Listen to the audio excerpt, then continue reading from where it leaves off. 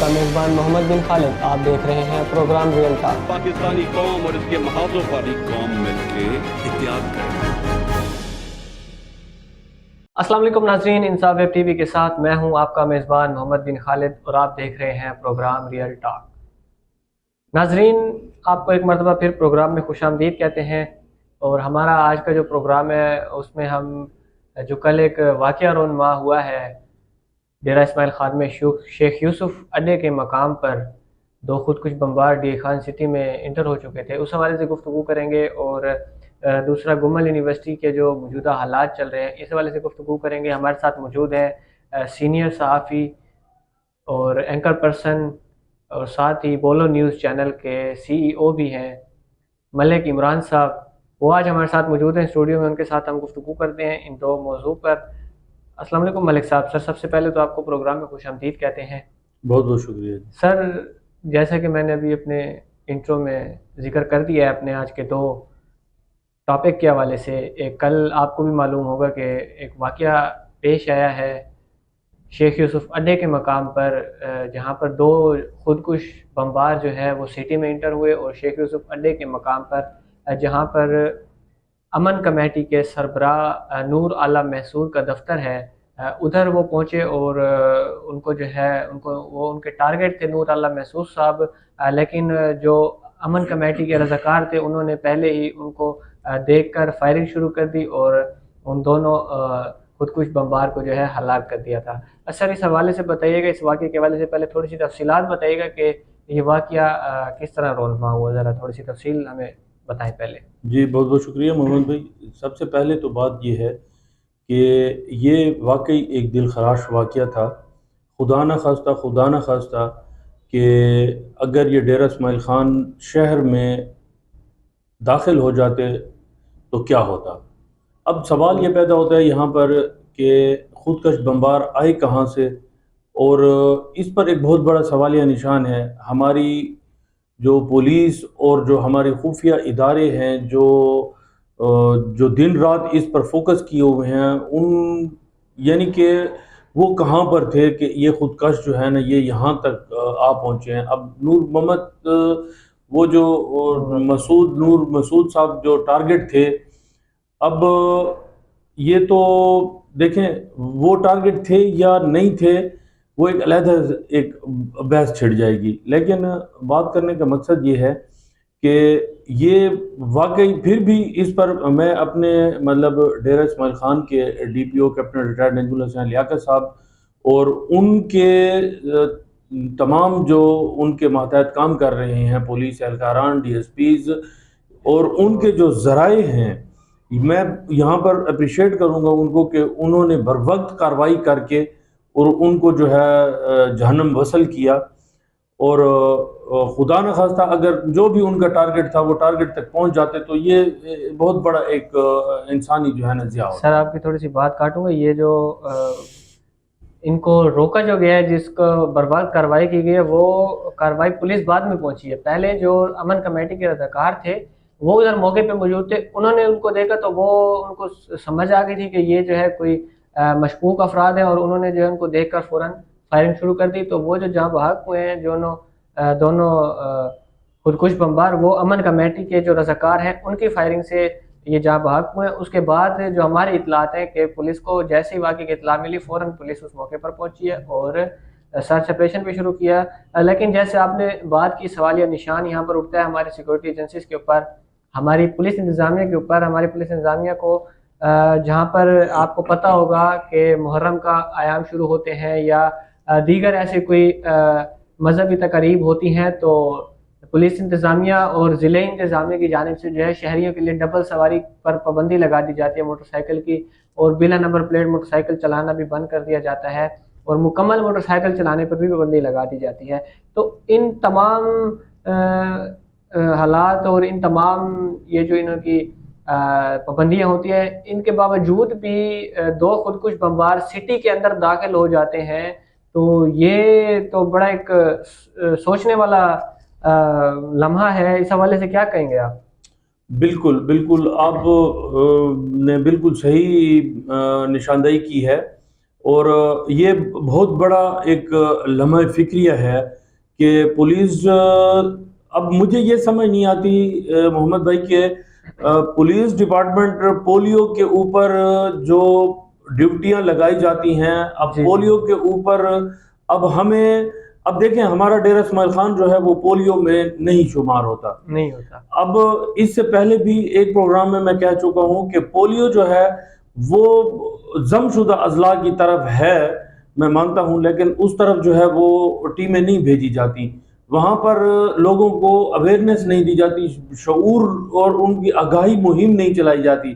اب حالانکہ ہمارے جو یہاں پر ڈیرہ اسماعیل خان کے جو پولیو کوارڈینیٹر ہیں ڈاکٹر عرفان عزیز صاحب، میں اگر یہ کہوں کہ وہ نااہل ترین شخص ہے، اور ان کی ناقص حکمت عملی کی وجہ سے بار بار ڈیرہ اسماعیل خان سٹی کو ہی ٹارگٹ کیا جاتا ہے کہ پولیو کی جب بھی کمپین شروع ہوتی ہے تو اس پر یعنی پولیس سے آپ سیکورٹی لیتے ہیں اور ساتھ پھر پولیس والے ساتھ ساتھ پھر رہے ہوتے ہیں ڈور ٹو ڈور، اور دوسرا اگر کوئی والدین یا کوئی یہ کہہ دیتا ہے، انکار کر دیتا ہے، تو اس کو پولیس کا جو ہے نا وہ ڈراوا دھمکایا دیا جاتا ہے. تو یہ انتہائی غلط بات ہے. یہاں پر جو پولیو کا آپ نے ذکر کیا نا، دیکھیں ابھی بھی پولیو کی مہم جو ہے شروع ہے، آج سے ہی غالباً شروع ہوئی ہے کہ اب یہ جو مہم شروع ہوئی ہے اس دوران بھی ڈبل سواری پر پابندی ہوتی ہے، آپ کو پتہ ہوگا. دیکھیں جی یہ محمد بھائی یہ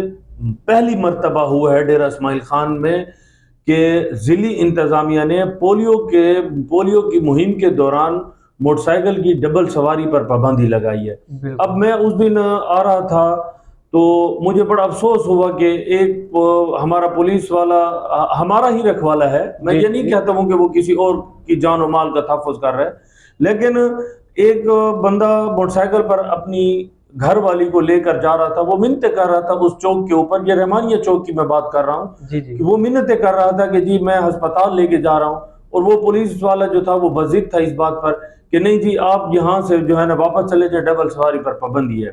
اچھا پولیو کے اوپر دیکھیں، پولیو جو ہے پولیو ایک UNICEF کے ادارے کے تحت جو ہے نا یہ ایک کمپین چلتی ہے، ٹھیک ہے جی. اچھا اس میں WHO بھی انوالو ہے.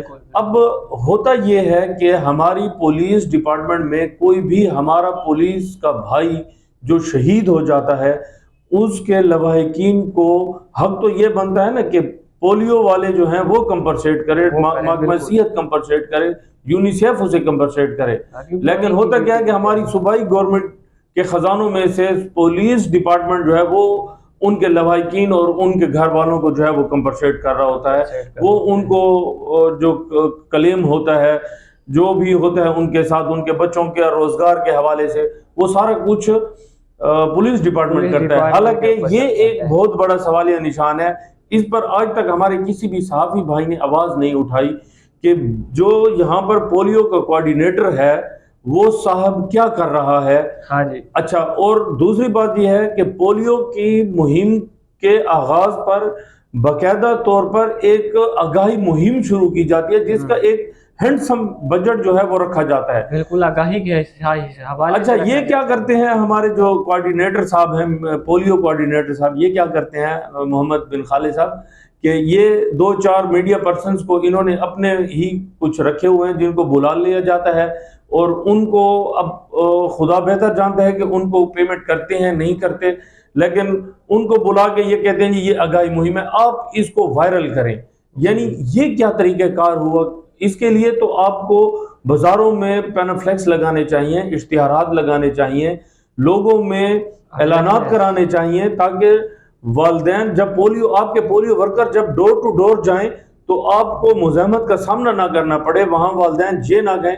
میں آپ کو آج کی ایک خبر بتاؤں کہ آج بھی مقام پر واقعہ ہوا ہے یہ. میں سر آپ کو ایک بات بتاتا ہوں کہ آج گرہ کوٹ عیسیٰ خان میں بالکل والدین نے انکار کر دیا ہے اپنے بچوں کو پولیو کے قطرے پلانے سے کہ آج تک ہم سیلاب کی وجہ سے یہاں پر ڈوبے پڑے ہیں، ہم ایک ڈبے نما ایک زندگی گزار رہے ہیں، اور ہمارے پاس نہ اے سی صاحب آیا ہے نہ ڈی سی صاحب آیا ہے، جبکہ یہ پولیو کے قطرے پلانے والے جو مطلب ورکرز ہیں یہ آ گئے ہیں، لہٰذا ہم اپنے بچوں کو پولیو نہیں پلاتے۔ اب دیکھیں یہاں پر بہت بڑا ایک سوالیہ مارکس ہے کہ میں اگر بات لمبی کروں تو بہت لمبی ہو جائے گی کہ محکمہ صحت نے یہاں پر کیا کردار ادا کیا۔ سیلاب کے بعد سکن ڈیزیزز جو ہیں وہ جنم لیتی ہیں، لیکن اس پر بھی ہمارا محکمہ صحت جو ہے وہ لمبی تان کے سوئے ہوئے ہے۔ ہمارے ڈپٹی کمشنر ڈیرہ جو ہیں انہوں نے اس پر ایکشن نہیں لیا کہ سیلاب زدہ علاقوں میں آپ جائیں، جا کے وہاں آپ مانیٹر کریں کہ کون کون سی بیماریاں وہاں پھوٹ رہی ہیں، سکن کی بیماریاں، ملیریا پھوٹ رہا ہے۔ جب آلریڈی ہی اپنی پرائیویٹ این جی اوز اس چیز پر کام کریں تو وہ کیوں ایکشن لیں گے؟ ان کو تو کام ہو رہا ہے، ان کو تو جو علاقے کے مسائل ہیں وہ پرائیویٹ لوگ حل کر رہے ہیں، تو وہ کہاں سے سرکاری خزانے میں سے پیسہ لگائیں گے؟ وہ تو اپنی جیب بھریں گے۔ نہیں دیکھیں نا، یہ بہت بڑی بات ہے کہ private organisations, private N G Os وہ مدد کر رہے ہیں ایک انسانی ہمدردی کے تحت، ٹھیک ہے۔ گورنمنٹ کو اپنا ایک کردار ادا کرنا چاہیے تھا، گورنمنٹ کے اداروں کو ایک اپنا کردار ادا کرنا چاہیے تھا، یہ ثابت کرنا چاہیے تھا کہ محکمہ صحت نے بھرپور طریقے سے کام کیا ہے۔ اب یہاں پر پھر ایک مجھے بات یاد آ رہی ہے کہ ملیریا کے حوالے سے درمیان میں ایک این جی او MERF کے نام سے این جی او نے MRAF، تو وہی انہوں نے ایک مچھردانیاں جو ہیں یہاں پر تقسیم کی۔ بالکل۔ اب ڈیرہ اسماعیل خان میں دیکھیں، ڈیرہ اسماعیل خان میں سیلاب نہیں آیا، میں معذرت کے ساتھ کہہ رہا ہوں اور میں اس پلیٹ فارم سے بڑے وثوق کے ساتھ کہہ رہا ہوں کہ ڈیرہ اسماعیل خان میں سیلاب سٹی میں نہیں آیا، لیکن سٹی کی مختلف یونین کونسلوں میں مچھردانیاں اور غیر منصفانہ طریقے سے تقسیم کی گئی ہیں۔ اسی طرح جو سیلاب زدہ علاقے تھے وہاں پر یہ لوگ گئے بھی نہیں ہیں۔ اچھا، اس میں بہت سارا جو وہ اس کا جو یہ مارف این جی او کا جو یہاں کا کوارڈینیٹر ہے، نعیم غالباً اس کا نام ہے، نعیم مروت، بالکل صحیح کہہ رہے ہیں، ہمارے پاس بھی آیا ہے۔ وہ الٹا اب اس سے آپ صرف یہ ایک سوال پوچھ لیں کہ آپ ہمیں صرف جو سپروائزر کی آپ نے بھرتی کی ہے اس کا آپ ڈیٹا ہمیں دے سکتے ہیں؟ یعنی اب UC4 میں UC3 کے سپروائزر کام کر رہے ہیں، ان کو کیا پتا ہے کہ اس علاقے میں کون کون سے لوگ غریب ہیں، کون مستحق ہیں، کن کو مچھردانی دی جا سکتی ہے اور کس حد تک جو ہے نا مطلب وہ جا سکتے ہیں، جب اس کو پتہ ہی نہیں ہے۔ یہ انہوں نے اپنے من پسند جو ہے نا لوگوں کو اس میں شمار کر دیا ہے۔ اب اچھا، میں پھر دوبارہ اس بات پر آتا ہوں کہ اس پر محکمہ صحت کو یہ چاہیے تھا کہ ملیریا کے حوالے سے، اچھا سکن ڈیزیزز کے حوالے سے یہ ایک مہم چلائی جاتی کہ ان علاقوں میں معصوم بچے، عورتیں، بوڑھے جو بہت جلد ایفیکٹ ہوتے ہیں تو ان کے بارے میں کمپین کرنی چاہیے تھی، کیمپس لگانے چاہیے تھے، لیکن اس طرح کا ہم نے شومی قسمت کی ہمیں کہیں پر بھی نظر کوئی نہیں آئی۔ انیشیٹو ہمیں نظر نہیں۔ اچھا سر جی، گمل یونیورسٹی کے جو موجودہ حالات ہیں اس حوالے سے میں نے کہا تھوڑی سی گفتگو کر لیتے ہیں کہ یہ بتائیں کہ ابھی جو آپ نے دیکھا ہوگا کہ گمل یونیورسٹی میں وائس چانسلر صاحب کی تعیناتی ہوئی ہے، پرو وائس چانسلر صاحب کی، ڈاکٹر شکیب صاحب کی۔ اس سے پہلے جو ہے مسرور الہی بابر صاحب کو ایکٹنگ وائس چانسلر مقرر کیا گیا تھا۔ سر یہ سارا معاملہ کس طرح دیکھتے ہیں؟ کیا مادر علمی کے ساتھ ہماری یہ حالات چل رہے ہیں اور کیوں چل رہے ہیں یہ؟ دیکھیں، سب سے پہلے تو مجھے بہت افسوس ہوتا ہے جب میں اپنی گمل یونیورسٹی مادر علمی جس کو ہم کہتے ہیں اس کے بارے میں جب ہم بات کرتے ہیں تو بڑا افسوس ہوتا ہے کہ ایک سیاسی بنیادوں کے اوپر ایک وائس چانسلر کو ہٹا دیا جاتا ہے، پھر دوسرے وائس چانسلر کو۔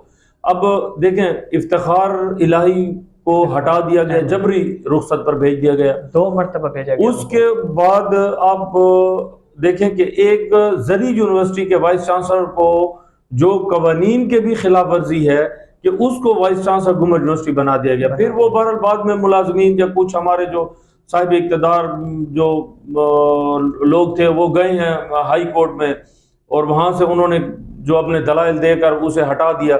اچھا، اس کے بعد دیکھیں گمل یونیورسٹی کے ملازمین اس وقت بہت جو ہے نا وہ اس مہنگائی کے دور میں بہت زیادہ جو ہے نا وہ بڑی مشکل سے گزارا کر رہے ہیں. بہت مشکل سے کر رہے ہیں, اچھا. یہاں تک کہ احتجاجوں پر آ چکے ہیں. احتجاج بھی انہوں نے سٹی کیمپس میں کیا. پینشنرز حضرات جن کی جو ہے وہ بہت کم ہی پینشن بنتی ہے, جس کا سارا گزر بسر پورے ماہ کا جو ہے اس پینشن کے اوپر ہوتا ہے.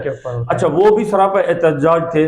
اچھا, دوسری طرف ہمیں یہ سننے میں ملتا ہے کہ جی گمل یونیورسٹی مالی بحران کا شکار ہے, ڈیفالٹ ہونے والی ہے. جی گمل یونیورسٹی کو کہ کوئی اور صوبہ یا کوئی اور شہر صوبے کا, صوبہ خیبر پختونخوا کا کوئی اور شہر جو ہے وہ نہ مانگ لے کہ جی آپ لوگ تو اتنے نااہل ہیں کہ آپ سے گمل یونیورسٹی سنبھالی نہیں جاتی, لہٰذا ہمیں دے دیا جائے. اچھا, اس قسم کی باتیں سننے کے باوجود ابھی کل ہی کی بات ہے کہ کل وہاں پر اسپورٹس اینڈ ہیلتھ سائنسز کی ایک بین الاقوامی سطح کی کانفرنس ارینج کی گئی ہے. بالکل. اچھا, میں اپریشیٹ کرتا ہوں اس کانفرنس کو, اس قسم کی کانفرنس ہونی چاہیے یونیورسٹی لیول کے اوپر. لیکن جو سوچنے کی بات ہے وہ یہ ہے محمد بن خالد صاحب کہ آپ نے شاید آپ جائیں چیک کریں, آپ کہہ رہے ہیں کہ جی ہمارے پاس فنڈ نہیں ہے, ہم دیوالیہ ہو چکے ہیں اور یونیورسٹی ہماری جو ہے مالی بحران کا شکار ہے, اور دوسری طرف جو ہے آپ لاکھوں روپے کی مد میں جو ہے اتنے بڑے بڑے بین الاقوامی سطح کے پروگرامز آرگنائز کر رہے ہیں.